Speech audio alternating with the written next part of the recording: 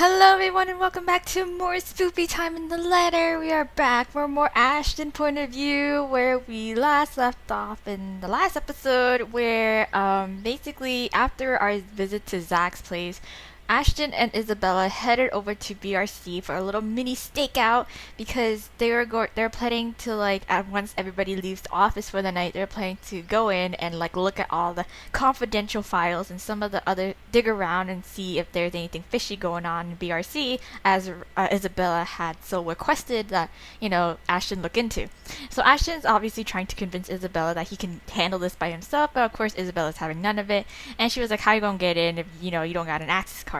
But anyways, we got in. Isabella kind of talked her way with the guard. The guard's super friendly, so he let her in. And for a while, Ashton was staying outside with the guard, and the guard kind of hinted at, yeah, he knows some stuff about the disappearances, but not much. He just knows that people are going missing. The business is hella shady. It's going bankrupt soon, and Isabella is asking for another day off for the boss, but the boss is really adamant on not letting her or something like that. But anyways, whatever. He hinted that Isabella had experienced a family loss, and that got Ashton's attention. But before the guard can really say anything more, he's like, "Oh, never mind, you just go in," kind of thing. So Ashton is let in. He goes up to the floor and he gets to the office, and basically the entire time Isabella and Ashton are going through these files that are significant and relevant that would help them. And Ashton throughout that time notices that there's some names on the sign-in sheets and some people who work there. They're people who visited the open house, some of them he recognized and saying how they've gone missing 3 days later, or they've been found dead or something like that. And then he found other letters from the company expressing condolences to the families of the people who have died in their company and under mysterious circumstances as well. One guy was found he was found dead in his cubicle, I think it was, and the company was trying to keep it hush hush, of course, because bad publicity. So they paid off the family really well to keep it quiet and away from the media. And the other guy who was working on the mansion, basically everybody who was involved with the mansion, they're looking into. And so they find out that people who are involved with the mansion have gone missing, have gone crazy, or have end up dead somewhere. So this is really hella suspicious, and of course Isabella's really surprised as well, because she's like, "Oh, some of these people, we were looking for them, they were gone for a week and we don't know where they were, so wow, I can't believe the company was keeping this from us," kind of thing. But no surprise from us, because again, it's hella shady. And then we basically, as we were making copies of the files because we couldn't take any of the originals out, Isabella revealed that in fact, yes, her dad passed away. I think it was sorry. I think it was yesterday. Yeah, that was why Ashton kind of noted that she was acting really weird and not herself, and that was the reason why. And so we had a heart-to-heart talk with her, how she basically spilled all her feelings about it, and how she feels so sad and so regretful that she couldn't even do this one thing for her dad, and her dad always thought the best of her and really pushed her to pursue her dreams and stuff like that. But in the end, she couldn't do this one thing for him, and she got really, really sad and really felt really guilty about it. And and Ashton of course was like, "No, you're not a bad daughter, if anything, I don't even know your dad, but I know for certain that he would be really super proud of you," whatever the hell. You had this heart to heart talk, and Ashton really spills his feelings about Isabella in that moment, but then he caught himself. So anyways, regardless, he kind of brushed it off really awkwardly and was like, "Hey, we gotta put all this back, and we gotta leave this place clean." So he goes to put back the files. Isabella gathers all the materials that they need, and then he goes to the security video office, whatever where the security cams are, and he's gonna wipe away the footage that they were there, and also Isabella's access card, her history. So he goes in there. Of course, there's no one there. He breaks in, and then he manages to wipe away the tape and also wipe away the access card, or he was in the middle of it, but then he noticed on the monitors in the video, the live feed, that there was some shadowy figure kind of moving around, and he was like, "Who the hell is that?" And it turns out it was a ghost lady was there, and of course Ashton was freaking out. He called Isabella because Isabella was in the same room of the ghost lady, but she didn't notice. But anyway, she was like, "What's going on, Ashton? I'm in the next room. Why'd you gotta call me?" And he's just like, "No, you gotta get out of there. We gotta go. We gotta book it. We gotta hustle."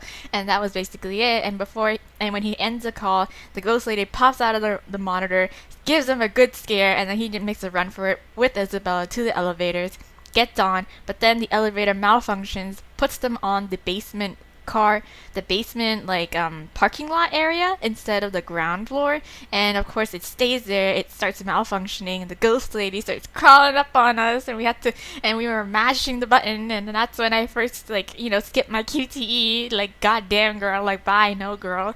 So he got the elevator running.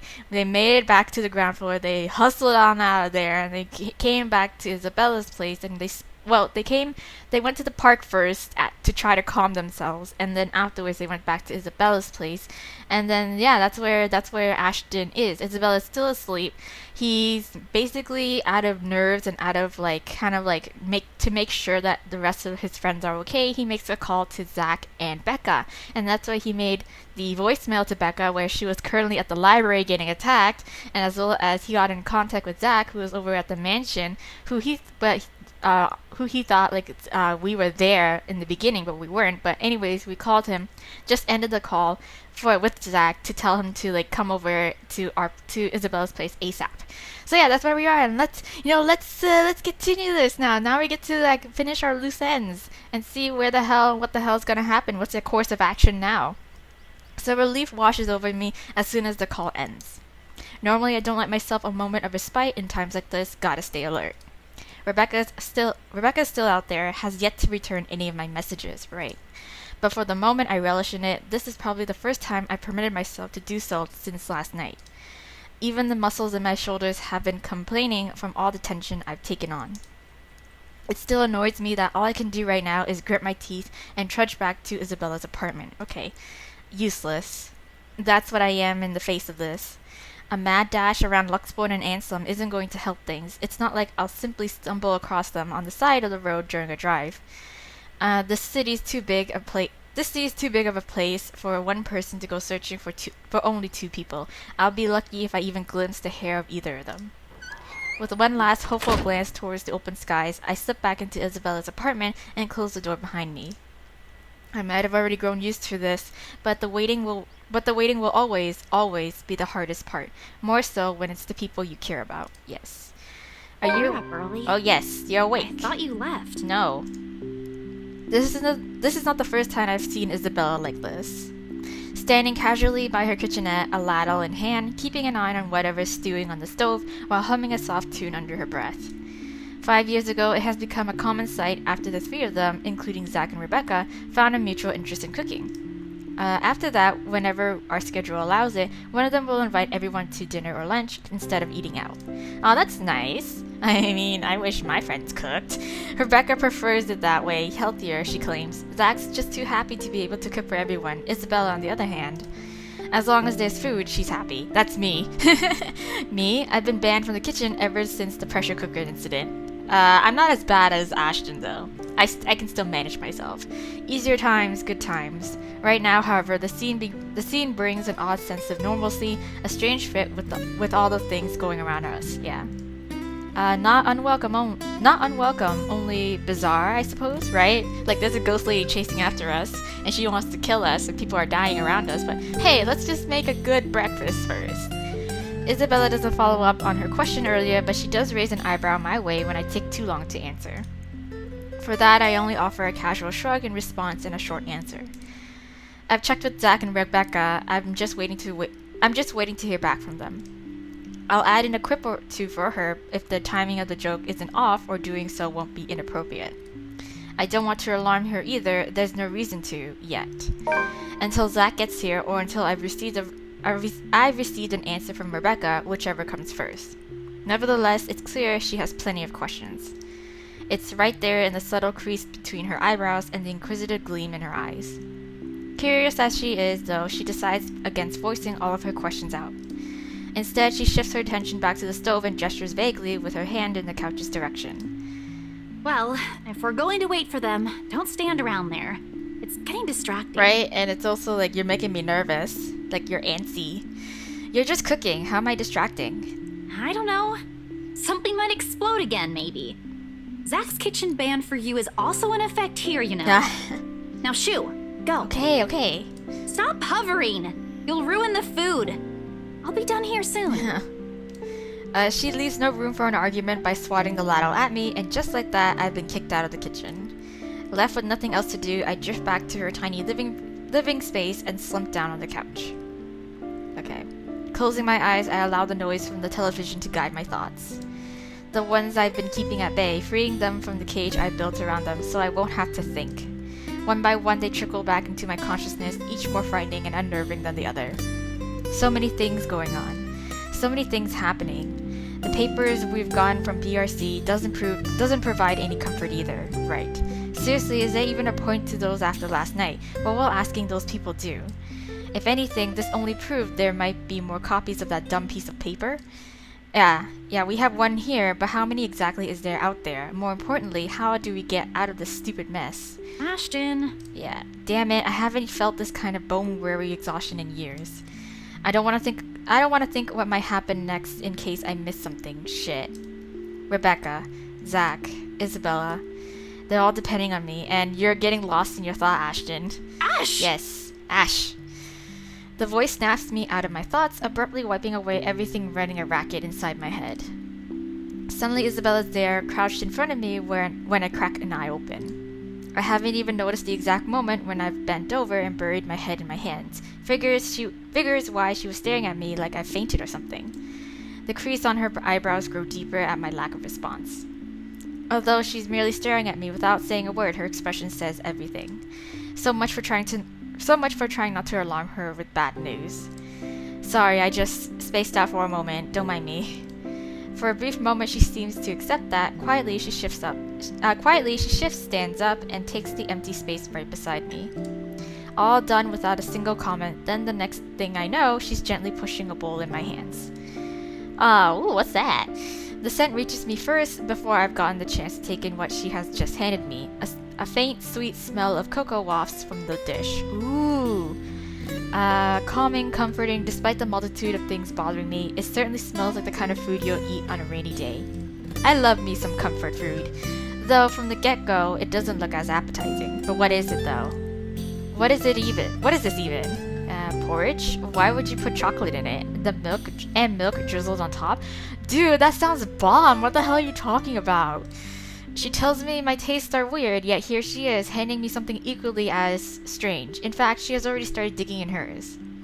I'm just not sure if the taste will be equally as appealing, but it's chocolate and milk. How can you go wrong with that? Baffled, I glance her way. She offers no immediate answer, simply continues eating as if she hasn't done so in a week, with her focus solely on the television. She's not watching, however, just listening as a background noise. The voices from it seems too cheerful, a welcome distraction, if anything. It's only after she has finished off half of the bowl does she acknowledge the question in my eyes.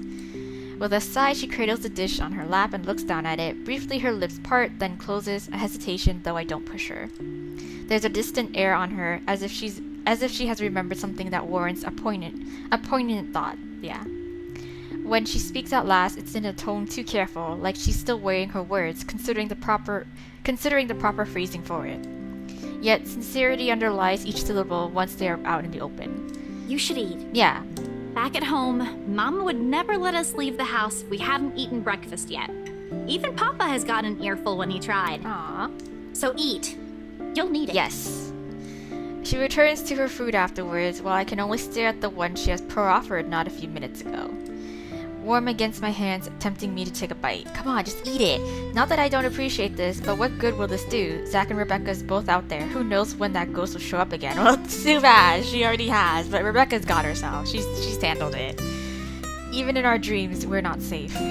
But that's it, isn't it? We don't know when, and at present, we have a chance at respite, maybe the only one we'll have. Even if it's as mundane as sharing food between us quietly, just sitting side by side like this, without exchanging any words. The intent hangs unspoken in the air, something that probably goes as far back as the second she offered food. Still, in the end, Isabella never pushes it. Rather, she lets her own silence convey her hope. Whether I'll allow myself that break, she leaves it up to me. Take her offer, I'm not hungry. Take her offer. Just eat it! God, it's food! Take her offer. That would definitely, boost up our meter. Thank you. The words roll off my tongue, awkward and unfamiliar, far removed from those jests and quips we've shared.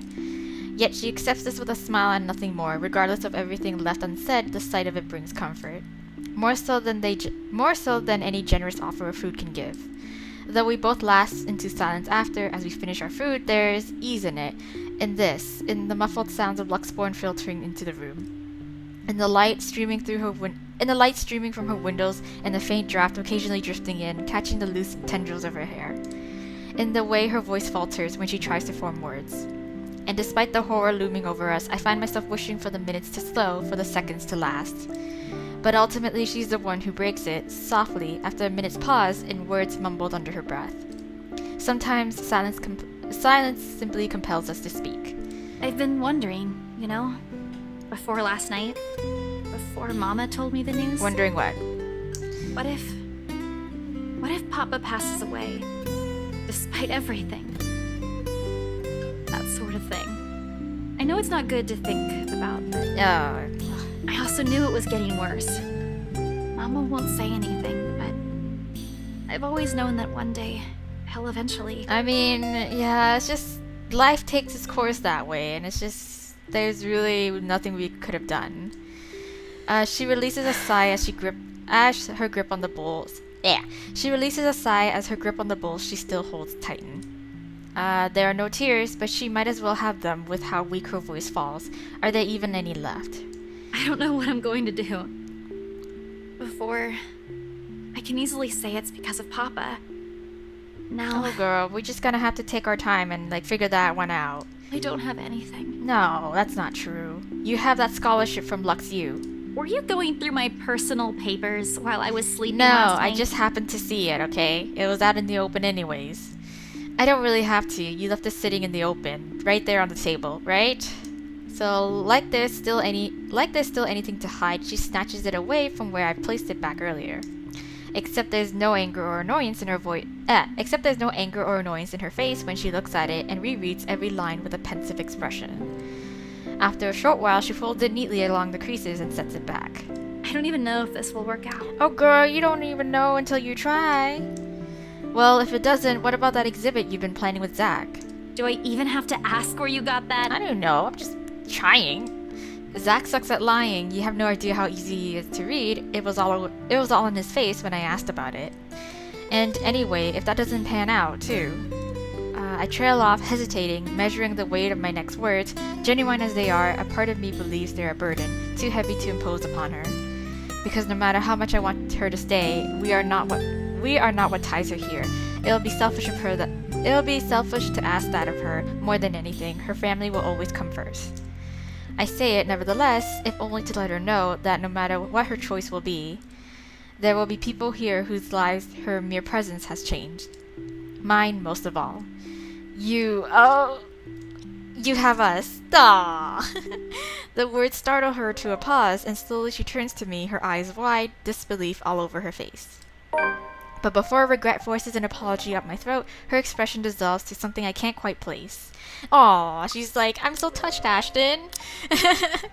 Let us see what the timeline is. So after leaving their friends an urgent message, Ashton returned to Isabella's apartment. He found the girl already up and about, cooking. Seeing his exhaustion, Isabella reminded him that he should take care of himself first and offered him food. With a muttered thanks, he accepted. Yes. I mean food, man. So something distinctly softer, more tender, familiar, almost in the same manner she glanced at me years ago, that day at the bridge. However, I don't get the chance to figure out what it all means for her. All of a sudden, a knock breaks the moment, and just as fast, both our attention shifts towards the source. I wonder who it is. Is it Becca or is it Zach? I think it's Becca. Pretty sure it's Becca. She's like the closest one here. Before things can get awkward fast, I stand up to open the door while muttering some flimsy excuse in the process. I'll get that. It's probably Zach or Rebecca. Yes, really, I know we're in a pinch, but their timing can't get any worse. But anyways, unrelated frustration aside, once I fling the door open, a whole chunk of the stone that has been stuck in the pit of my stomach simultaneously unseats itself. Yes. Oh, Zach! Oh my gosh, Zach! Damn. There in the hallway stands Zach, his hand raised, ready for another knock. Although he's not at his most presentable at the moment, ruffled and drenched with sweat as he is, relief quickly washes over me like a tide. Like, I would figured he would have taken a little longer, because he was like an hour or two. Did time really pass by that fast? Oh, and anyways, it's good that he's here. He's still panting when he pushes me aside and heads in. Okay, guys. The second his feet crosses the threshold, he scans the place, eyeing what little he can see of the room from the doorway. When he finds none of whatever he's looking for, he turns to me with a questioning look, one that has a hint of panic in it. You said it was urgent. It was, because we've seen some shit. Like, I'm sure you've seen some shit too. Did anything happen? Is it Becca? Bella? Well, we can't, sort of, but we got out of it. Everyone's fine. Well, Becca's not here. She went somewhere this morning and hasn't answered any of my calls yet, but Isabella's... I'm here, Zach. Morning. Yes. His weight shifts at the same time. The stiff line in his shoulders eases. Once Isabella walks up to us and welcomes him with a smile. He relaxes then, returns her greeting in kind as soon as he has let out the breath he has been holding, and the tension's finally off his body. So, nothing's wrong? Why'd you call me here for then? Girl, no, everything is wrong, girl. We're onto something. My explanation can wait. He has a lot of explaining to do. The fact that he went to Ansem alone for some godforsaken reason warrants a proper one. Ghost or not, he's already been given a warning. It frustrates me to no end. This might be the plan he mentioned the last time we spoke. I get that he's worried about Hana, right? Somehow they've become friends, but that's not the issue here. Not when there's a murderous ghost who might go after one of us at any given time. Sure, Zach made it here in one piece. By some dumb luck, he's alright, and this takes one off the list of people I need to worry about.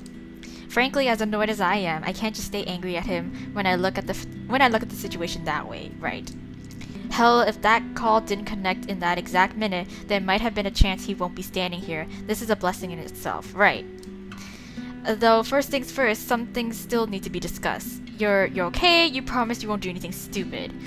You're okay. I'm just glad you're okay. You're good. Except when I open my mouth, the only thing that spills from it is my own relief. Yeah. So, that must have given us some points, yeah? Despite myself, despite the rational part of my brain screaming everything wrong about Zach's neat little plan.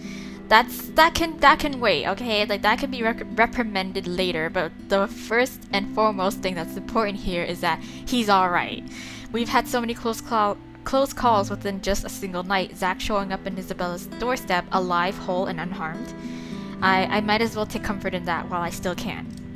You're okay. You did tell me not to do anything stupid. Well, that's good. And yeah, he didn't really do anything stupid yet, because we stopped him from doing something stupid. Suddenly the whole room feels too heavy, and all I'm able to do is drop down on the couch. Yeah. A headache also threatens to burst in the same moment, or perhaps this is what release from anxiety feels like, maybe. Regardless, I reach up a hand to pinch the bridge of my nose, even if it will likely do nothing to alleviate the impending pain. Yes. Christ, you were right there. We have this stupid... What? Christ, you were right there. We have this stupid cursed thing going on, and you were right there. You just walked up inside a private property. Those people can easily sue you for breaking and entering, and that's the least of it. I know, Ash. But I can't just leave things as they are. I've gotta do something. Of course, we all gotta do something. We're all in this shithole together. God damn it, Zach, I was worried. Unexpectedly, he laughs, not the half-hearted sort he makes when he's awkward or coming up with an excuse. A genuine one, yeah. Before my annoyance grows again, I snap at him. Before my annoyance grows again and I snap at him, though, he suddenly catches me in a headlock. His arms looping around my neck while he grinds his knuckles against my skull.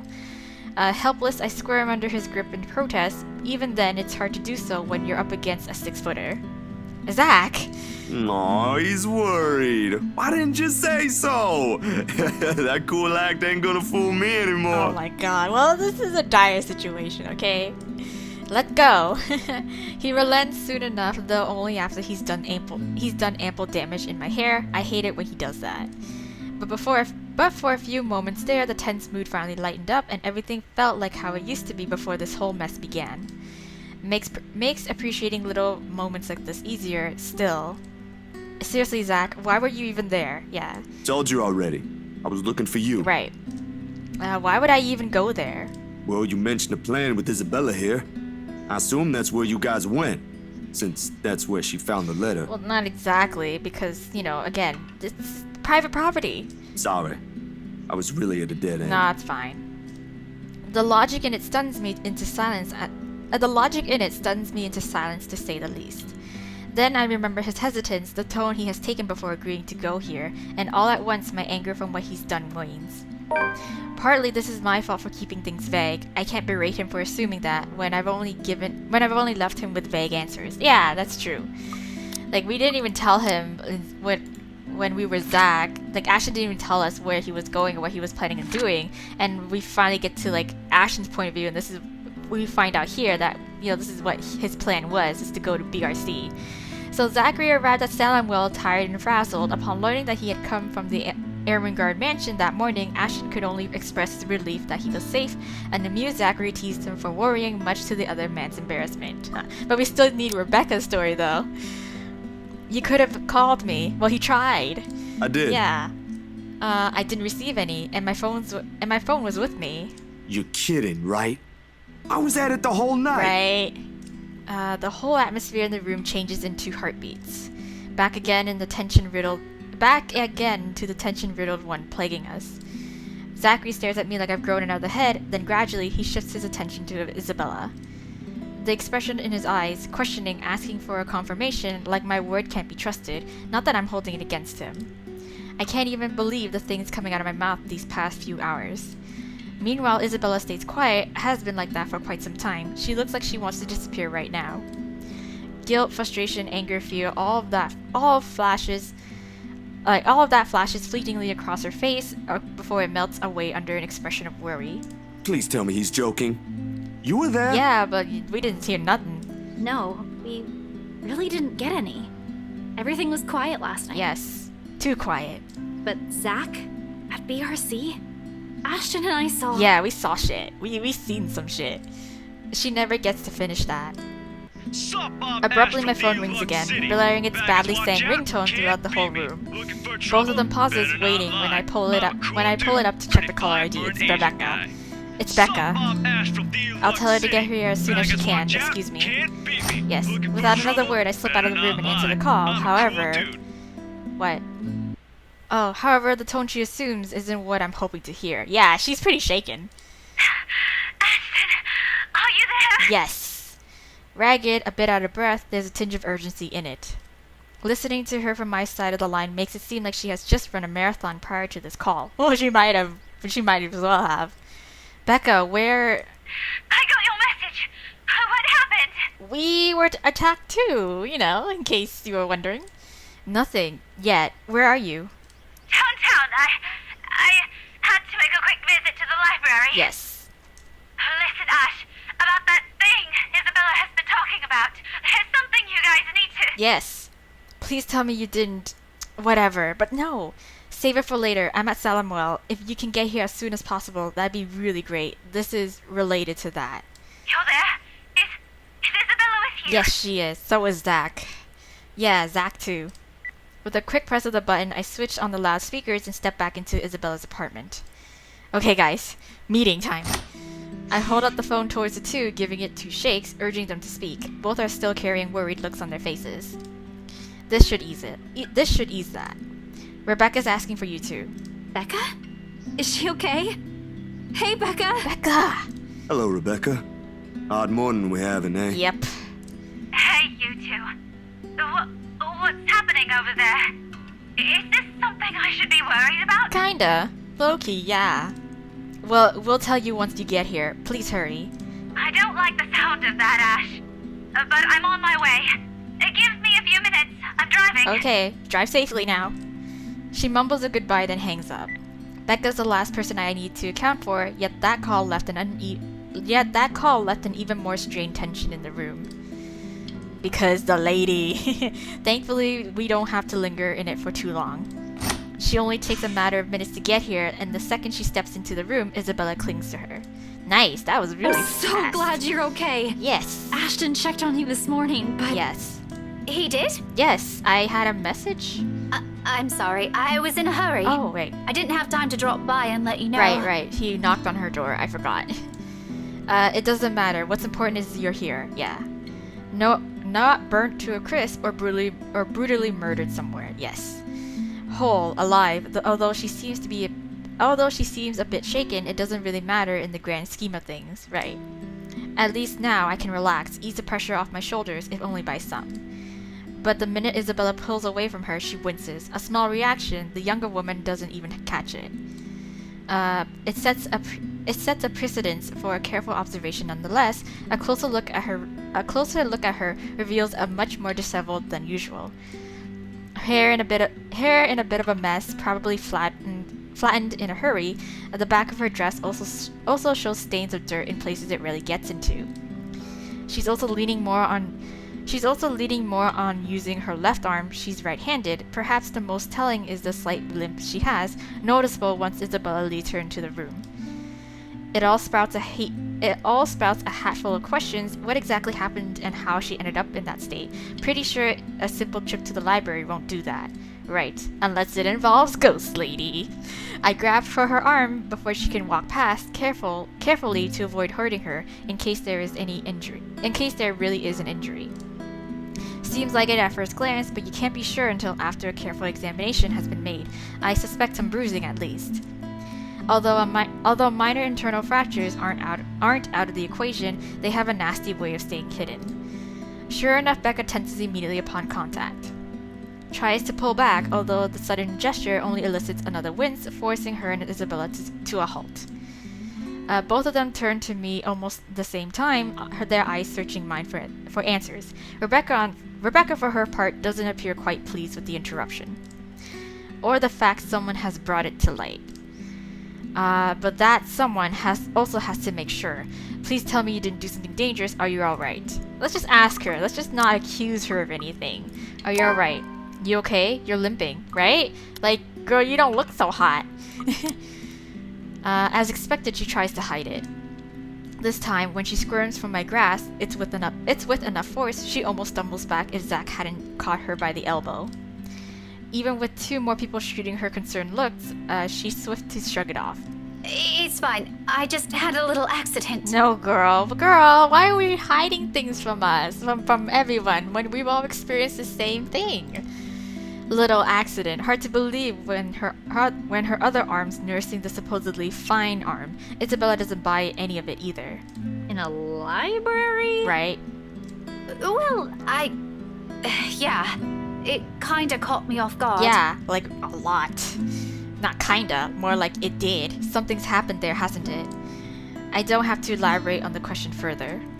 Shortly, she grows very still, and the hand placed over her right arm shifts ever so slightly. Its grip on the limb tightening. Not too firm to her, but just enough for a gesture of comfort for herself. Warily, she casts a glance at everyone in the room. But only the one she spares for Isabella lingers longer, and in that moment, something unspoken passes between them. An understanding.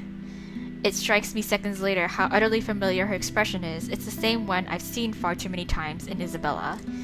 Since that day at the movie house, every time her attempts to warn us have been so rudely dismissed. Let me see. Can we? We have to check if it's bad. Right, girl? I mean, she almost choked you out. Rebecca hesitates for a moment. Then, after a minute of consideration, she sighs and reaches for the hem of her sleeve, raises it just enough for Isabella to take a good look at it. Not swollen, but a large portion of her skin is starting to turn an ugly shade of purple. Oh, that is gonna be one hell of a nasty bruise. Yeah, if not already. Tell me about it. It was a library cart that hit me. You know, the old metal ones they keep near the history section. Right, that too. Yeah, she got knocked down by that first, and then she tried to strangle her. Ouch! Like I said, nasty. Yeah, yo, this bitch is out for blood. Okay. But she's there? She went after you. Yes. Yeah, I was in the archives, looking something up. Suddenly, she was just there. Yes. Belle, she was using my own students against me. What kind of terrible person does that? Her. Cause she don't give a shit. Oh, it makes my blood boil. I know. But you use your anger, your anger and your energy for a good like use, you know? You put it to good use. You should have just ran. That woman's not something you can hit with a book. No, but she did though. That's the funny thing though, that she did. Laugh it up, Ashton. I did. Then the bloody cart came out of nowhere. Right. And you know what? If it weren't for a damn book, I would be dead by now. Exactly, yes. Silence descends in the room as the gravity of that one word hits all of us. Dead. Another close call, another one we've narrowly avoided. How long can we keep this up? I don't know, girl. I mean, I got the tab button, so it's all good. Anyways, let's see what the journal has to say about this. Now that Rebecca is finally with us. So to Ashton and Isabella's relief, Rebecca later called back. Soon she showed up at Salem Well looking worse for wear. When the detective asked about it, worried, all the redhead could give was a frustrated answer. Fortunately, before the topic turned grim, Isabella stepped in. Right. Alright. So we're bound to break at one point. No normal human being with a sane mind can last like this. It's a miracle Isabella hasn't cracked yet.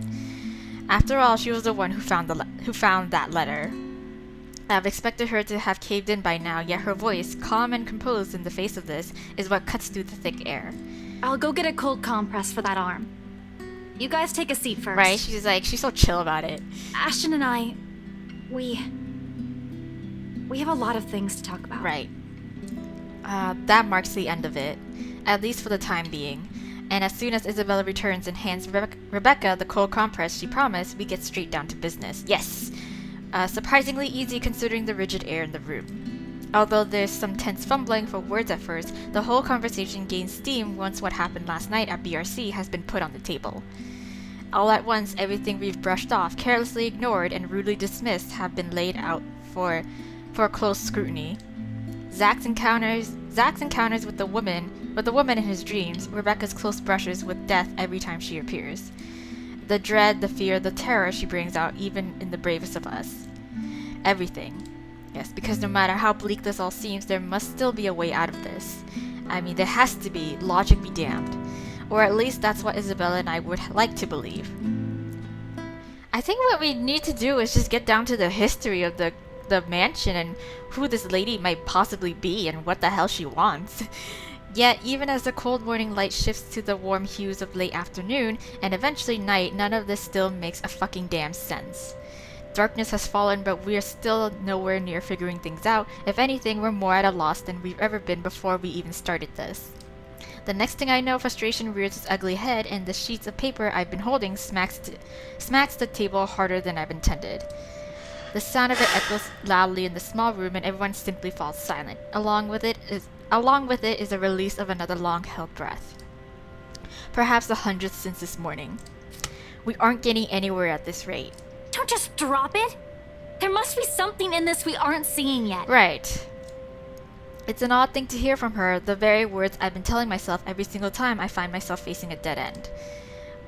We can use a little the optimism right now, I guess. I know, but what are we supposed to be looking at here in the first place? Well, we already looked through those files. You're the one that picked it out last night, right? True. All of them? Yes. I'm pretty sure every person we've checked in there isn't necessarily involved. One client possibly died of old age. Remember, you found that dumb paper. Not so dumb if it can kill all of us. Yes. Haha, very funny, Z-Man. Anyway, like I said, you discovered that paper right before the open house. No one else was allowed inside during that time. It's too broad of a scope if we include every single person. In fact, the only notable ones are Cy and John Marie. But if we're going to include them in the count, shouldn't there have been more than enough people to end this fucking curse already? Wait, how does this thing even work? Right, it's like just pass it on to 5 people. We're like, oh, what if there's more letters? But what if we didn't even pass it on to 5 people? Yeah, okay. They went in and out of this place. But no, you still don't get it. What I'm trying to say about those clients is... Is what? Maybe there's more than one of it. Right? Maybe? Even my friend. The priest from the cathedral. He's been acting strangely. Right. There might be more than one of that paper going around that we don't know about. More to this. Okay, then we gotta factor that out. I mean, look at all this stuff Rebecca brought with her. Apparently our teachers have been lying to us all these years.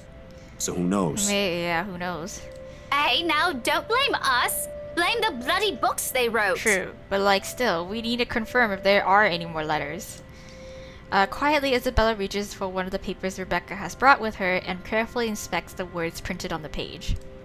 A copy of an old newsprint from even before the city has been founded. Her eyes narrows with each line it passes, but lingers at the illustration of the noble woman's servant.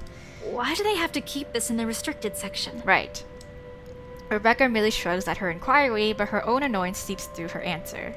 How should I know? I wasn't even aware we have archives that go as far back as this. This is before the city was even founded. Right. As a matter of fact, if it weren't for Andrew's help, I wouldn't have gotten my hands on any of it. Right. Maybe they didn't think it would be important to talk about it. After all, this is more Anselm's than ours. That or some old buggers hiding something. Why else would they tell a completely different story? Yeah, why else would these tell a completely different story? Revising what's written seems a useless endeavor on its own when you have nothing to gain from it. Thanks to those, we're also missing a lot of things here. All we have to go with is the mansion, the letter, and all the stuff selfish people have been keeping from the public. But what else? Somehow, even with all this information in hand, it still feels like there's something we're overlooking. At present, everything seems to point to where this all started. Yes, the Ermengarde mansion. Will bringing the letter back there fix everything? No. Fuck. How do I? The mansion's a private property now. Can't just waltz in there. I'd rather die before I even think of begging Wright to let me in and investigate the place. But we need to. One thing's very clear after these last 2 days, however. We're not safe anywhere, and I have to act fast if I want to keep my own friends alive. We can't keep running away. Sooner or later, she'll get us. Right. Before that happens, I have to put an end to this. Sighing, I stand up and stretch out the kinks in my back after several hours of sitting. We've been at this for too long. A break is needed, time to let everything to sink in, or else we'll all burn out.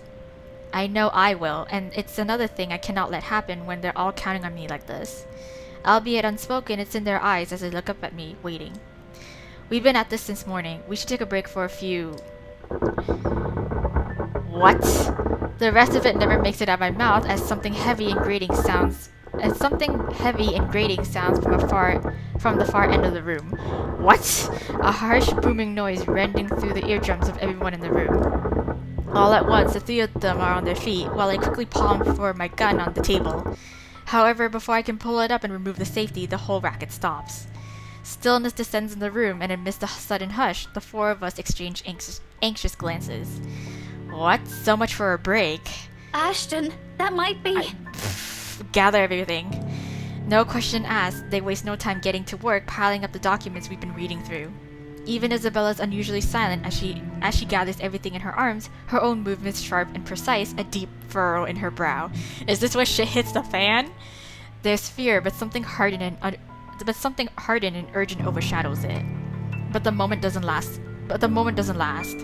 Before we can even finish, another noise ups the tension already gripping the place. Suddenly the lights go out, and the wardrobe at the end of the room rattles as if something inside begs for freedom. What? Cautiously, eyes glued to it, I take a step forward and I release the lock with my gun. I'm no trigger-happy person, but I'm not even sure if this will work on a ghost. But right now, its smooth surface against my palm with the trigger on my finger provides the closest thing I have to relief as I approach the closet. Ashton, what are you doing? I'm gonna shoot whatever the fuck is in there, girl. I ain't taking no chances. I don't think that's a good idea. We should just... That too. I think we should just leave. We just leave it. Worried as they all are, they immediately stop at the slight raise of my hand. But the edge is there while they all huddle in the space between the door and the room. In case this goes south, whatever I find inside, they have enough time and space to run from their position. In 2 deep breaths, I've crossed the room and stood in front of the closet. Whatever's inside has yet to stop thrashing. Instead, it has now moved to banging at the door louder and louder the longer I delay. Oh my god, longer I dally.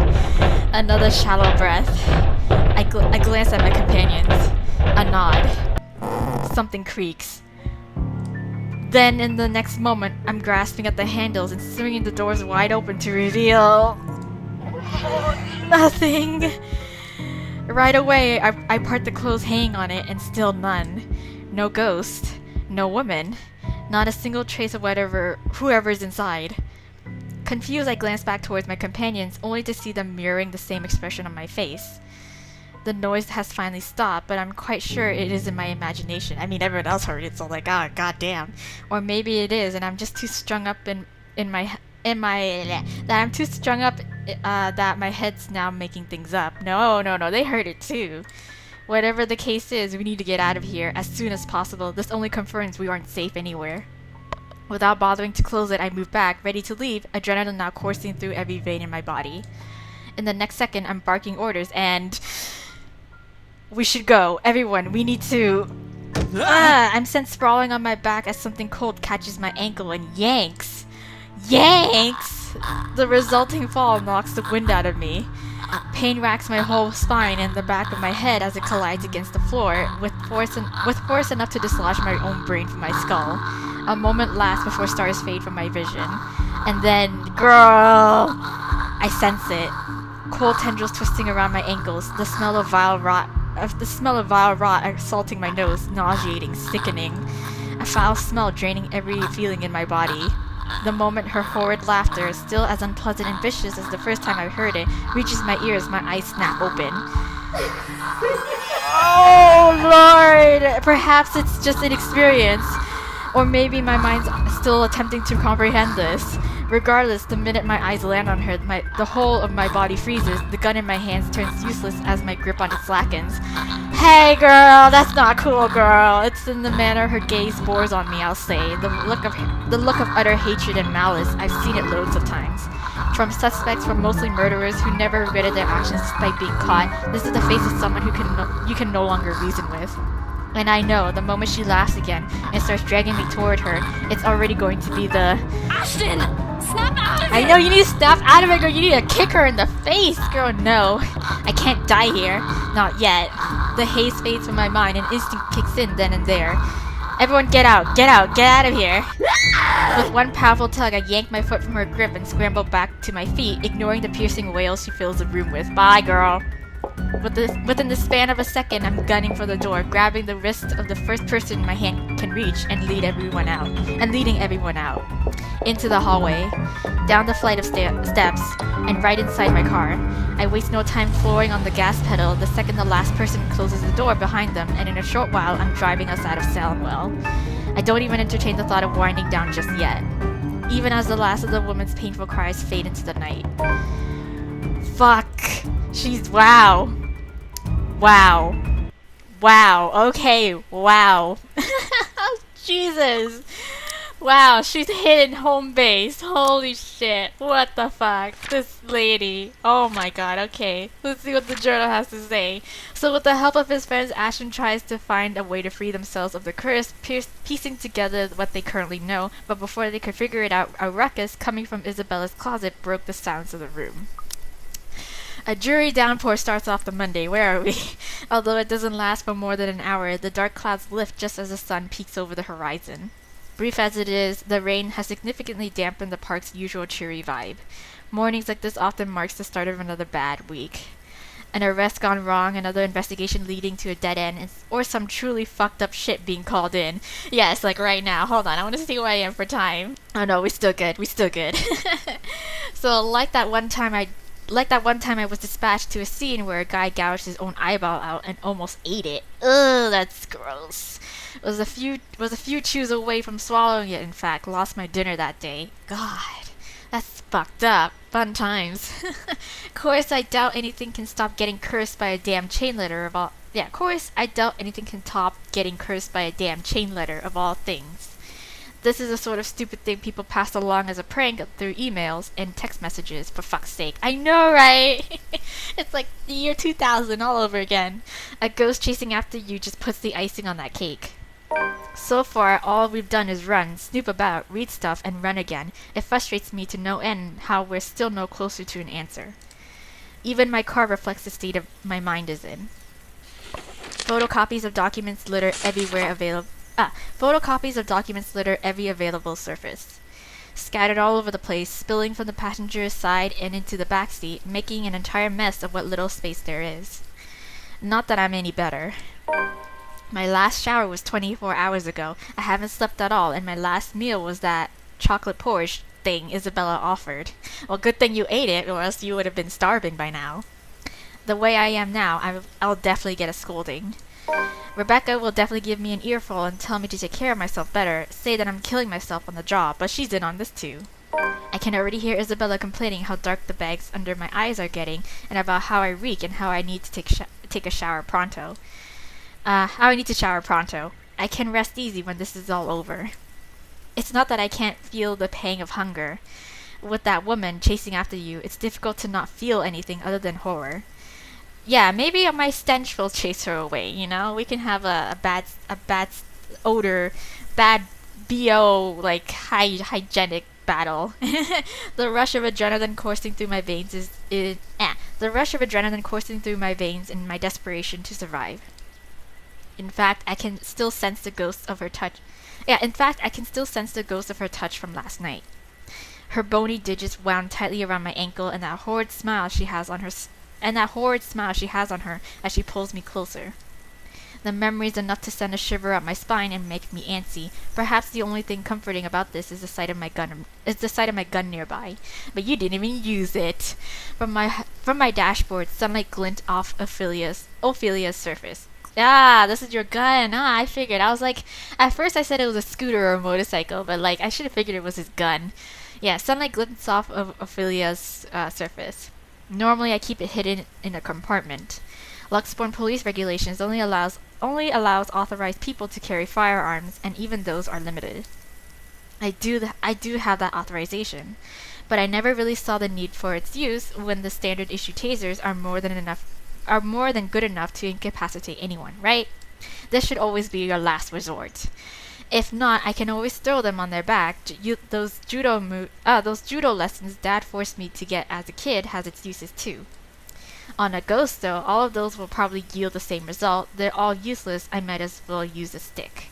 However, it's the feeling of ease I'm after, or what little of it I can gather from it. The awareness that I, at least, have something to protect myself with in case things go wrong. That I can still protect the people who are still depending on me despite the missteps I've taken. It doesn't take the edge off, though, the feeling that your whole body has been strained far beyond its capacity. Frankly, I'm already running out of steam. The only thing pushing me right now is knowing someone's still depending on me. A stretch is still in order, though. I've been sitting here since last night. Soon I step out from my car, closing it behind me with a thud as I take in my surroundings. The rain did wonders. The morning air feels crisper and cooler than it has ever been in days. For once, the weather seems to be taking a turn for the normal.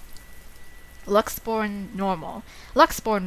In the distance beyond the buildings lining the horizon, dark clouds are blowing in. A storm might be due this evening, give or take. A shame for the people looking forward to Halloween tonight. Well, Halloween already passed. I'm just not sure whether this is something I can look forward to as well. No, not with an actual ghost after you. Still, I bask in the change it brings. Inhale, exhale, breathing in, taking in the peace as if it'll be my last. It could very well be. But where is everybody? Where the hell did everybody go? But as with all the good things, the quiet shortly comes to an end. Not necessarily a bad end. Okay, the chatter reaches my ears first, halting my movements. Sure enough, when I glance up, I find them, Zach, Rebecca, and Isabella, just as they've entered the park grounds, bags of convenience store food in hand. Oh, nice. After last night's flight from Salamwell, we've elected to stay the night here, unsure if our homes will still be safe. Normally, we'd all be adverse to the idea of spending the night outside like this, but panic and distress has tainted that decision. It's not like any of us has gotten an ounce of sleep anyway. On the off chance one of us did, it only lasted but a second, or it's a fitful one.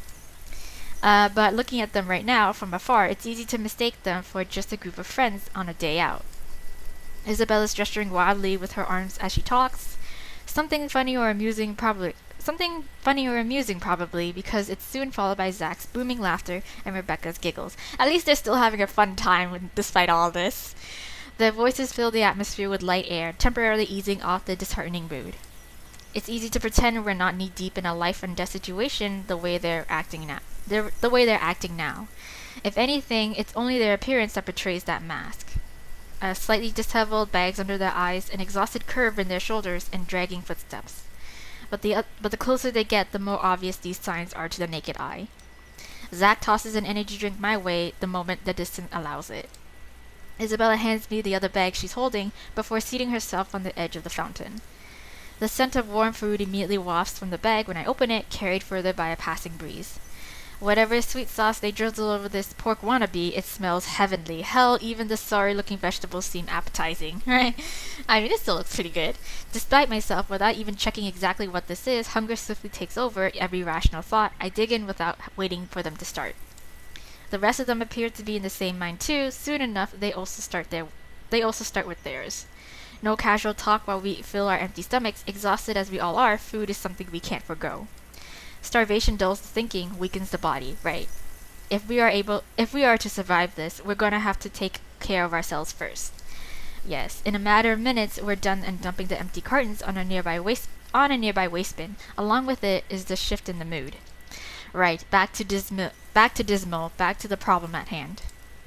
The comfortable atmosphere from minutes ago was nice while it lasted. Admittedly, I've missed these kinds of moments between us.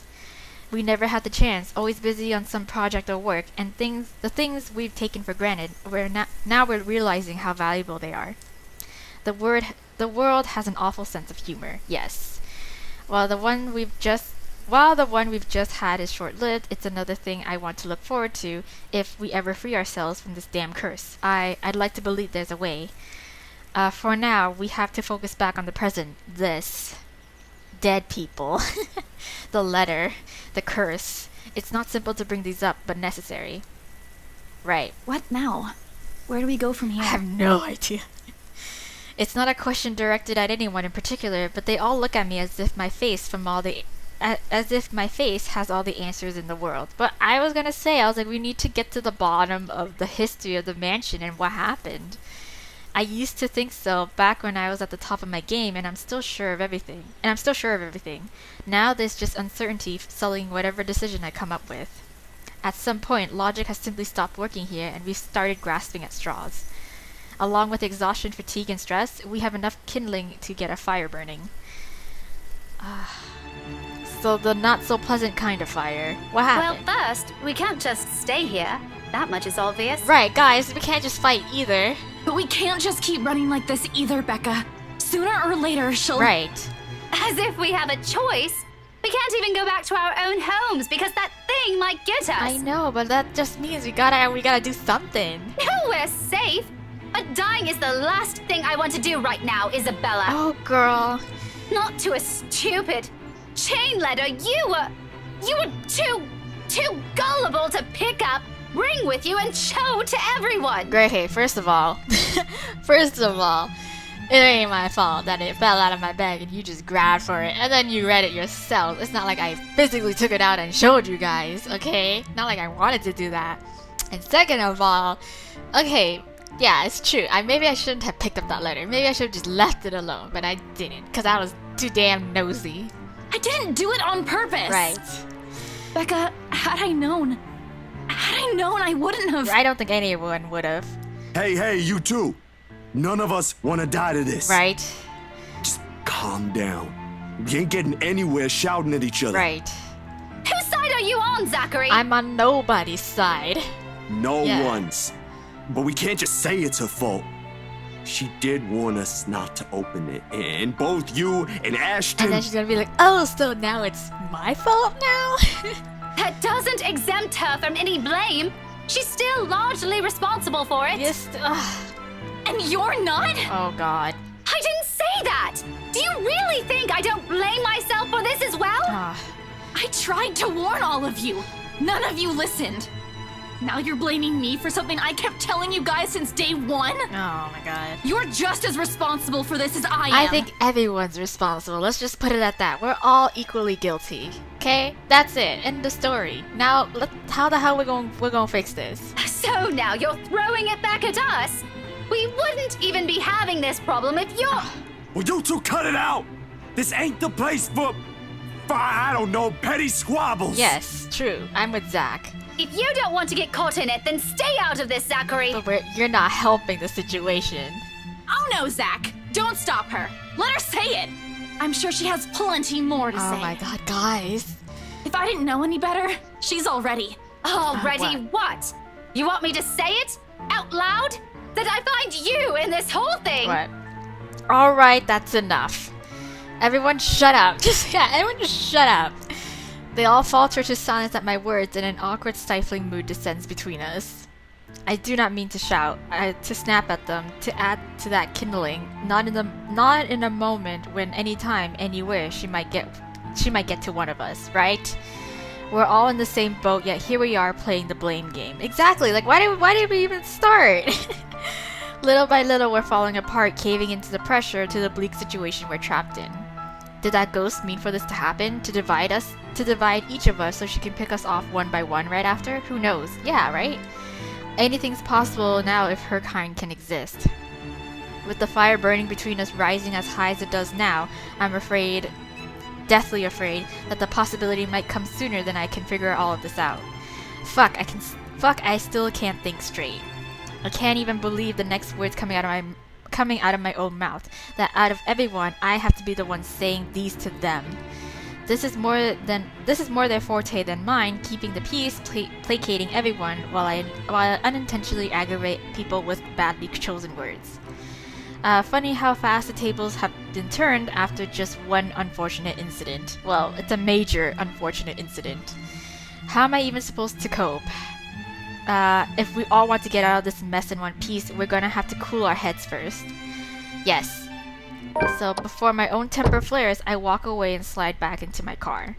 If the door slams with more force than needed, I'd like to blame it on the pent-up anger boiling up in me. I'm not even sure what or who I am angry at.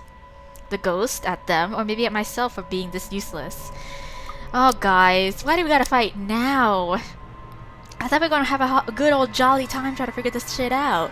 So after spending the night at the local park, Ashton and his friends tried to figure out what their next step will be. However, coupled with fatigue and stress, the conversation quickly went downhill. Frustrated, Ashton walked out, suggesting that they cool their heads first. Yeah. Because despite none of them saying it, I know, goddammit, they're still counting on me. In spite of my failures, or every harsh word I've uttered, or how unbearable I can be as a friend.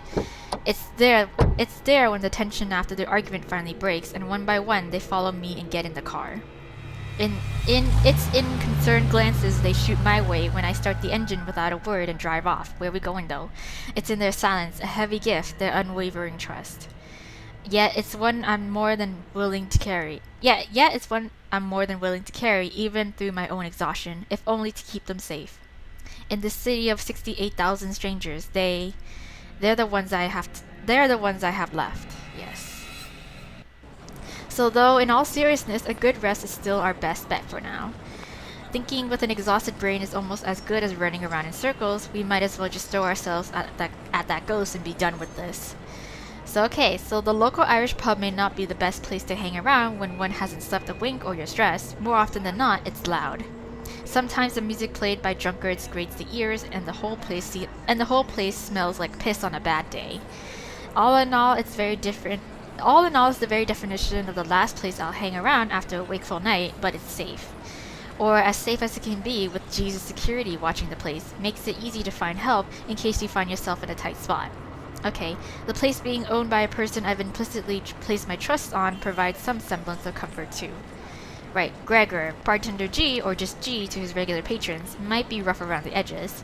Sometimes a bit too gruff for a man serving drinks behind the counter, but he belongs to the good folk of the city. If there's anyone in this place I can rely on to look after people important to me, it's probably him. He means well, surprisingly, despite his surly demeanor, cares to some extent for people he likely only sees once or twice a week on a bad day. Not the best job in the world, in my opinion, but that's exactly it, isn't it? In wine, there is truth. Alcohol, in this case. It loosens the tongue, forces one to let his or her guard down. Whatever inhibitions anyone has, it all flies straight out the window after a few glasses. Right. It has made him observant too. Always has one or two things to say about someone or something. Most of the time it's me, opinionated ass. Yes, but God knows how many times I've asked for his help when I'm met with a dead end in a case or I'm in trouble. This time's no different. Maybe he knows some shit. Maybe he's been around long enough to know. No? As expected, the moment we show up, he's kind enough to offer us a room at the back of his shop. Okay. A single look at my face, I don't even need to say anything, and the next thing we know, he's leading us in. No questions asked. Maybe it's also for this reason why I find myself drifting towards his station hours later after having gotten that much needed shut-eye. Alright, newly washed drinking glasses and tumblers line the counter surface when I enter the room. Behind the bar, G's busy wiping each of them clean, likely prepping it for tonight's use. Briefly, he glances up at me once I claim one of the empty stools and grab a rocks glass sitting closest to my elbow. Turning it absent-mindedly in my palm just to keep my hands occupied while my brain's busy, still trying to make sense of everything. Even at a dead hour, with only a few patrons milling about, this place still smells strongly of liquor. Honestly, I've never grown fond of it. Regardless of how many times I've made a trip or sat here on the same spot just talking with the old man. Yes, I've never been fond of drinking in the first place. Yet oddly, it's the nasty odor of a brewery that helps clear the mind this time. Oh. Along with the lack of establishment's usual hubbub and the occasional clinking of glasses. Even more bizarre is that, through my lack of words, G doesn't say anything. Although it's clear from the way his mouth has curved up in a tight frown that he has questions, a bucket load of it, he wisely keeps it shut. Oh. Instead, he simply focuses back on his work, rinse, wipe, stash away, repeat, going through the motions with such familiarity it's almost a trance. Watching his precise movements quietly like this, with these thoughts swimming inside my head, it's easy to lose track of everything around me. One solid lead on this, one possible way to sort this out, but will it work? What do you mean? Especially if my assumption is correct and that the reason Zach was there yesterday morning was because of the curse. Something must have happened there for him to see the need to visit the place that morning. What if the couple has fallen victim to the curse too? Yes. I don't know about Luke, but yes, definitely Hannah though. It doesn't fall outside the realm of possibility. I've been so biased, not even thinking that they might be in danger as well. But during the open house with Isabella, they might have seen the letter and...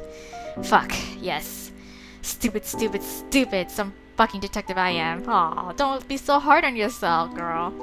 That's likely the moment when Cooper saw it. If the logic holds, I need to hurry there right away. And if there are answers anywhere, it would be there. It should be there, where all this fucking mess started. Right. It's not only my life on the line here, there are others. What happened to us, I won't wish on anyone else, no matter how much I loathe them. Or how complicated all of this has suddenly become. The letter, the woman, the mansion, and now there are the voices lacing venom inside every crevice in my head, murmurs that jeer, scoff, and deride whenever an opportunity presents itself. It's because you didn't listen. Who the fuck? It's all your fault. Why is there voices in my head? Why am I doing a Marianne right now? Why won't you believe me? A reminder of what I failed to do and who I failed. At some point, they all begin to blur together, twining and coiling, every horrid image and memory of her seeking the forefront of my mind. No matter how much I refuse to remember the fear I felt then, to push it as far back as I can, the visions come to me like a deluge. And before I know it, before I can drown, another voice pulls me out of it. I think it's G. You doing good there, boy? No, I'm not. I'm doing awful. His hand is on my shoulders, gripping it tightly and giving me a light shake. There's relief in his face when I finally look up at him, although his frown appears more distinct than the concern in his eyes. It's deeper now, marred with worry and agitation. He does let go when I offer him a small nod, but the furrow between his eyebrows never leaves his face. He always has a knack for reading people after all, even someone who can be as closed off or distant like me. In all the times I've spent in the force, there's only one other person who's as keen as this old guy, the chief. Really. Funny and weird to some degree, right. I pointed it out to him so many times before how much they look alike, only for the observation to be brushed off with a vehement tone. I've never brought it up again after the third time, out of respect for the guy. Whatever it is, it's clear it's something he doesn't want to talk about. It's true though, they do look alike. Why push, right? However, during times like this, it's impossible for the thought not to come up. He even has to glare down pat. Under his wordless scrutiny, I feel like a damn rookie again. You're looking a bit green.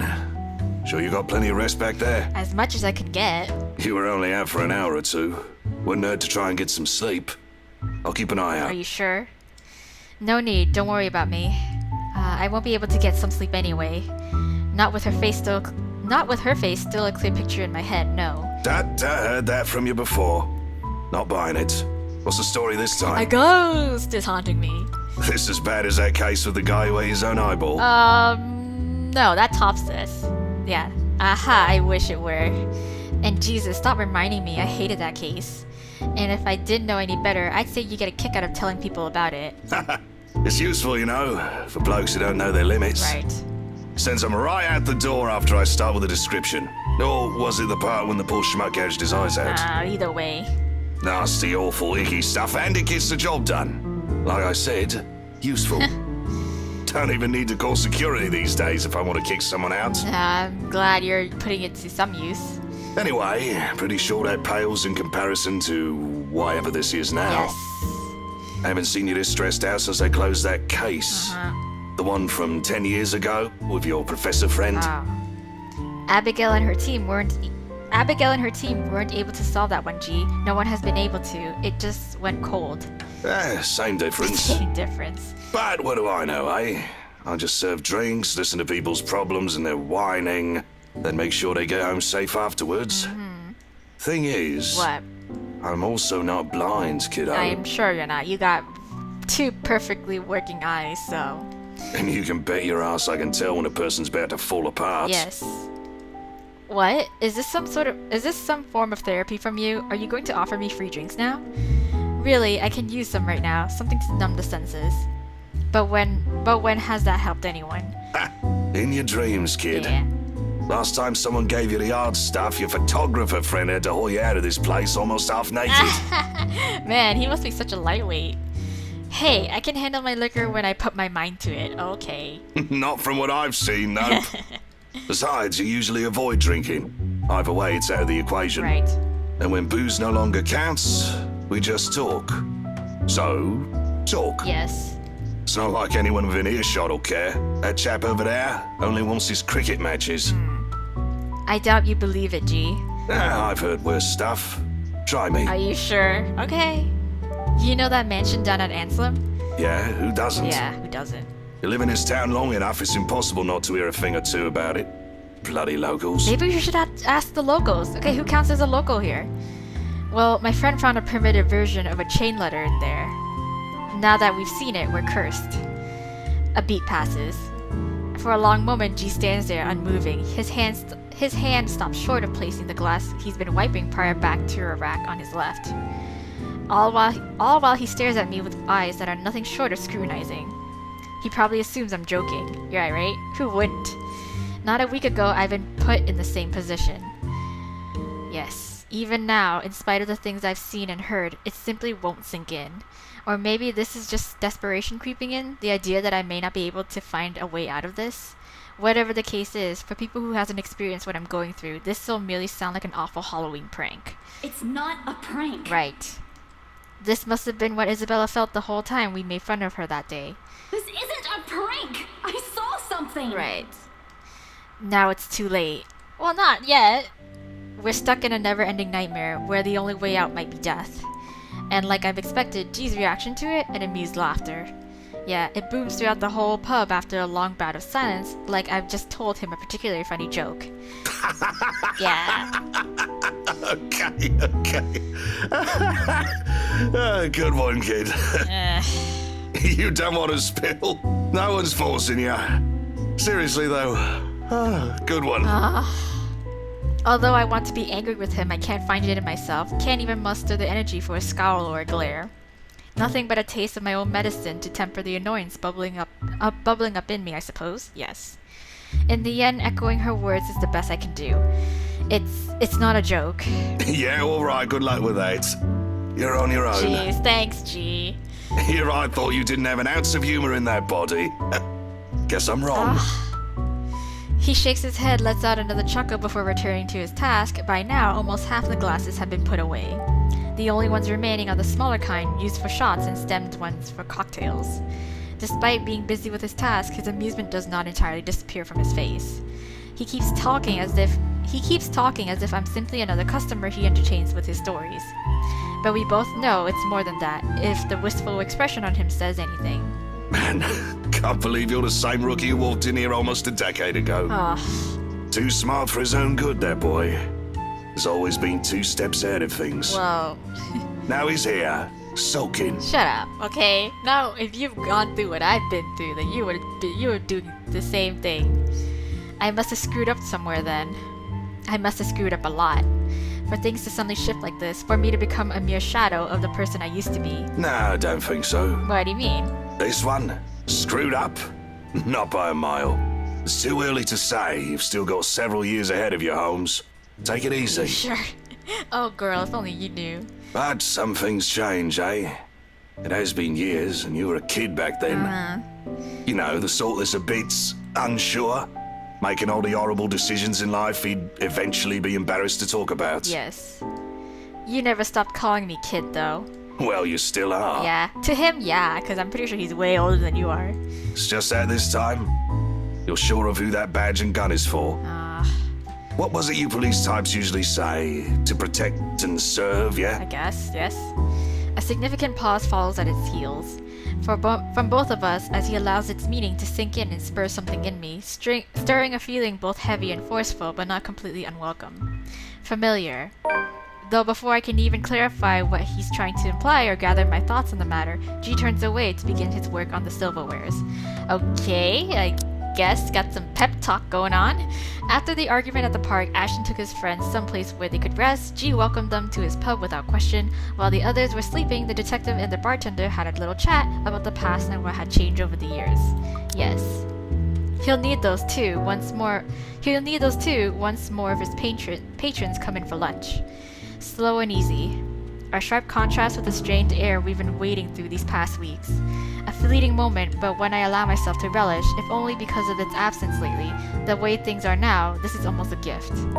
So when it all ends with the loud shuffling of foot from the adjacent hallway, a sigh is all that leaves me. Okay, who's up? There's no need for me to look up to know who it is. Zach's treads alone are telling. There's always a weighted set to them, steps that are taken with a lazy cadence. Yes, it's Zach. Like he's always trying to make himself smaller, less conspicuous than he actually is. In a place he's unfamiliar with, he also tends to linger, stand awkwardly at the sides, as if he's all too afraid to break something. That, or he's waiting for a permission of some kind. Either way, he's never been the kind to barrel headfirst into things or forgo courtesy despite appearances. Much like how Rebecca's mother henning belies her fiery temperament, or Isabella's rare displays of maturity appears at odds with her youth. There has been a lot of those in my life, it seems, more so from the people I've grown closer to over the years. Walking contradictions, we all are. It's a wonder how we ended up as friends in the first place. But maybe that's also exactly why, to some extent, there's still an understanding in there, in knowing that no matter how long you've been together, or how familiar you are with a person's habits, or how many lifetimes there might be for all of you, one can never fully know a person, right? Sometimes it works because they merely chose to stay. Sometimes it's as simple as someone extending a hand first for an apology, regardless of every hurtful word said. Hey, Ash? Yeah? This time I glance at him, briefly gauging the mood. Not because reconciliation's an issue for me. Between us, it never will be. But somehow, this is another thing I'm all too afraid to see crumble in front of me. One wrong word, if this is going to end in another argument, we might as well stop as early as now. There's another long pause from him. Yeah, what's up? During which he can't seem to figure out what to do with his hand. In the end, he chooses to stuff both into his pockets and trains his eyes at the now empty space behind the counter. Without our notice, G has slipped back to the kitchen, leaving only the two of us and everything awkward in the world at the moment. Still, Zach trudges on, a hopeful tone slipping into his voice simply because it's the only thing he knows to do. Did you, get any sleep? 2 hours? It's a start, at least. A stiff one, but a start. The least I can offer in return is that rare honesty. For a few hours, yeah. Curt, brusque, not an ounce of friendliness in it. In spite of it, Zach takes it as a sign. Relief washes over him as his shoulders relax and he releases a tense breath. Soon he's closing the distance as he has put between us and flops onto the chair to my right. I think the better question is if the dreams are pleasant. And for the record, no. Yeah, I know what you mean. I get those a lot. Yeah, but like Zach, didn't you take a picture of the lady? Like, wouldn't you want to show it to people or some shit like that? I don't know. Like, he did take a picture of her.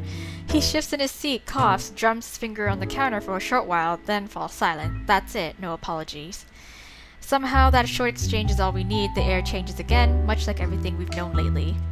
Maybe not for the better, not yet. However, it's less suffocating, with less hostility and resentment. The kind where it's easy to pretend, easy to forget. Not that it's a thing that'll happen anytime soon, but one can dream. In a situation where death might come knocking anytime, it's these little hope we cling to. It's these little things we wish will happen again. I'm not an optimistic person by nature. Hopeful, maybe, but never optimistic. Though I want to believe there's a way we'll live through this nightmare. It's just funny how it took all of this to spur these kinds of thoughts in me. I can't even remember the last time something like it has occurred to me. For some reason, after seeing one harrowing thing after another, I've simply forgotten. Why are you suddenly smiling like that? I'm just thinking about the meaning and the importance of friendship. Huh? Oh, no, I was just thinking about something. Well, it better be something that'll get us out of this mess. Yeah, I wish. What makes you think I know how to fix this? Until 2 days ago, I didn't even believe a word you guys have been telling me. Zach, I function better when I'm dealing with homicide cases. Hell, feel free to throw in the usual robbery and missing persons case into the mix. I don't care. Give me a few days and I'll give you a lead. This isn't how I operate. This isn't what I'm good at. For all you know, I might even end up getting us killed. I have no idea what I'm doing. Well, the fact that you're frustrated but still trying already means something, Ash. Aw, that's true. Aw, oh, Zach. Besides, you don't make that face unless you already have an idea. Me? It can't be any worse than this. Maybe. What's on your mind, Ash? Yeah. There really is something about Z-Man. Between Rebecca and him, I tend to share with him things I won't normally say to the other. Unlike her who pushes, sometimes with the same tenacity as her moods, Zach has this strange tendency to ease people into telling him what he wants to know. Oftentimes, the question feels so subtle, it catches me off guard, with less force and more forbearance. After all, out of everyone, he's the most grounded. Really, he's like the older brother I never had, the kind you can depend on when things go sour. The kind you tell things to simply because he'll listen without forcing his own opinions on you. We still have one more lead we haven't checked. I'm gonna look into it tonight. Okay. Probably something to do with the Ermengarde mansion. It doesn't take him long to put two and two together, and his calm expression abruptly dissolves to worry the second he realizes what I meant. We've already examined the letter, read through piles of documents. There's really only one we haven't given a once over. The mansion, yes. Of course, Zach may not be the kind to push, but that doesn't mean he agrees with everything that comes out of my mouth. It's this way of keeping me steady and on my feet through the years. Hold on, didn't you tell me not to go in there? Whatever happened to stay away from Luke Wright? Well, this is serious, and we need to, and they're in on this too, so... You're an unarmed civilian, Zach. And so? Yeah, so I want you to stay here and keep yourself safe. I probably won't take too long, but I don't know what might happen. I'm not even sure if I'll find something in there. G will keep an eye on you guys. Hopefully. If you need anything, if that woman shows up, just holler. He'll help out, no questions asked. You don't even need to explain anything. He's not willing to concede, not from the manner he grips his knees or the rigid set to his jaw. I'm going with you. You can't go in there alone, Ash. I heard something. Heard what? The morning I was there, I heard someone scream, and then there was a woman crying. Right. And we chose not to investigate it. I don't know what's going on inside that mansion, but I am telling you, you shouldn't face whatever's inside alone. Right. But what about the Rice couple? Like, what are they gonna do? What?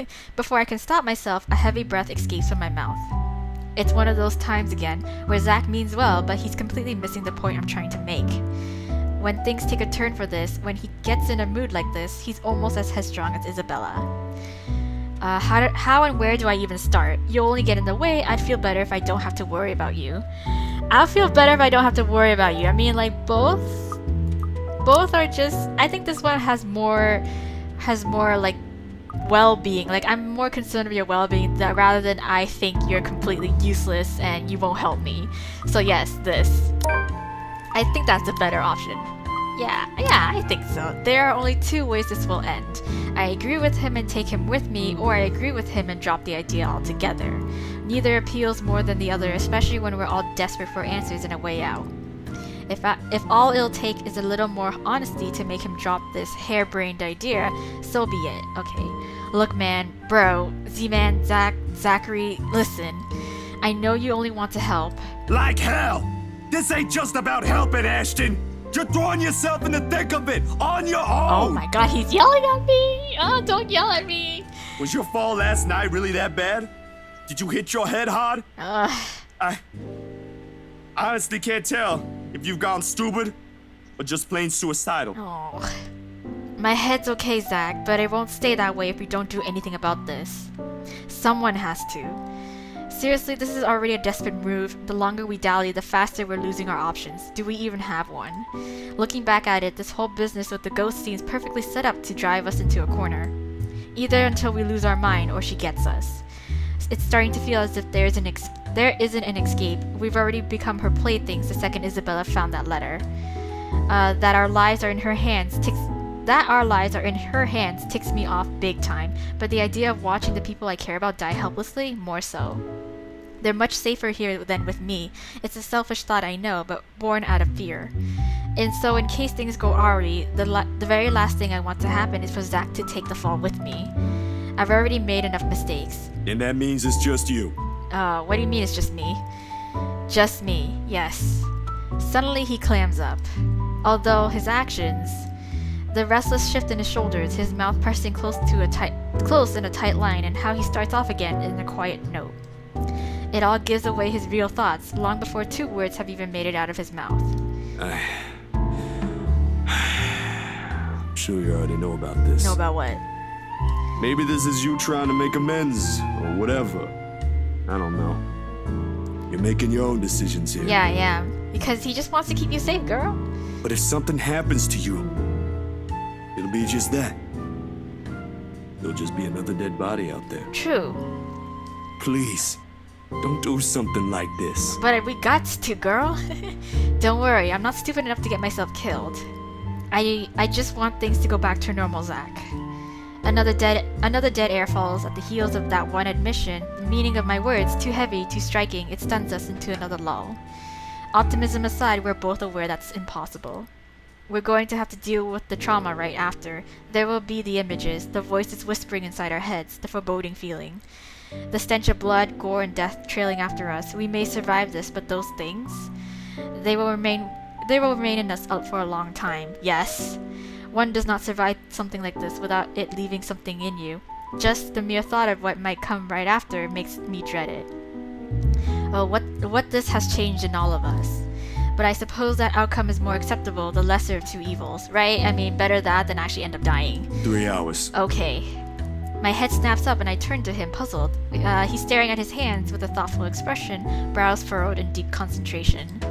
He's trying to choose the right words to convey what he's about to say. 3 hours? For what? For how long you can go for? That's more than enough time to go there, to check things, like you said, and travel back here. Okay. If you don't show up here beyond that, I'm going after you. That sounds fair. From his tone, it sounds almost like a warning. I'm sure it's not his intention. But hearing something like that from a person like Zach, I can't help but chuckle and throw in a jibe, despite how dire things are. just like the old times. Make that 4. What? You said you're just gonna check things. You never know, I might need that extra hour. Why would you even need that Oh long? girl, you never know. Traffic and all. Speed limit. I'm a ranked law enforcement officer, Zach. I'm supposed to set an example. I so wanna put you back. Of course, Zach never carries it out. In light moments like this, it's just how he is, how we are. Unfortunately, G chooses the next moment to show up. He slams the flat of his palm on the counter and shooting us both a stern look. Although his tone's nothing short of jovial, the disapproval is clear in it. He's obviously misunderstanding the situation. Boys, drummer's nice and all. I used to watch these bloody god-awful afternoon serials with one of my brothers many, many years ago. Girl, we ain't fighting. It's okay. But listen, I am not having one in my pub, all right? Yeah. You two want to fight?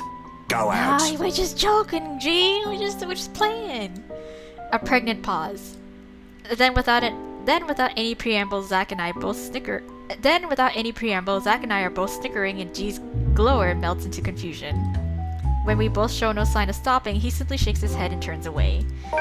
I like to think it's better this way, better that we part on light terms, so Zach won't have to see every little insecurity, every little doubt in me right now. He's seen enough. The last thing I want him to glimpse is another display of weakness. Not when he still stares at me with the same unerring confidence in his eyes. When our mirth dies down, before anything can be said further, before I change my mind, I step away from them. Giving Zach's shoulder a quick few pats, mumbling a lame excuse about taking another short nap under my breath. Altogether burying the stray thought that flashes fleetingly in my head. What? Zach has seen me at my lowest plenty of times. Why does all of it matter now? Because you're about to do something super dangerous, and he needs all the confidence he can get to be reassured that, he ain't gonna have to worry about you.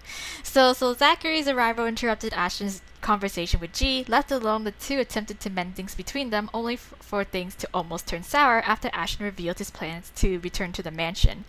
His friend eventually acquiesced after Ashton agreed to a time limit. Yes. So yes. Are we going? I think we're going, yeah. We going. Yeah, okay, there we go. So yeah, anyways, yeah, so I think I'm gonna end this episode here, you guys. This is I think another time. Even though it's still in the same day, it's another time. But anyways, I want to stop before Ashton really goes about executing his plan, because that can be saved for the start of the next episode. So yes, wow, damn. So we're in deep now, guys. We're in deep. So she showed up at Isabella's house. Nowhere is safe. I don't even know if here is safe. You never know. She just might pop up like she always does.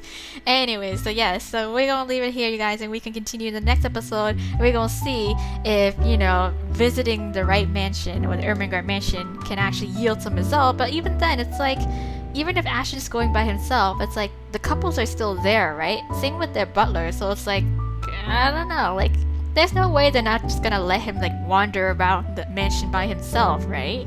So anyways, we're gonna see how this will all turn out. And yeah, I'll see you guys in the next episode. So until then, bye! Spooky, scary skeletons and shivers down your spine. Shrieking skulls will shine.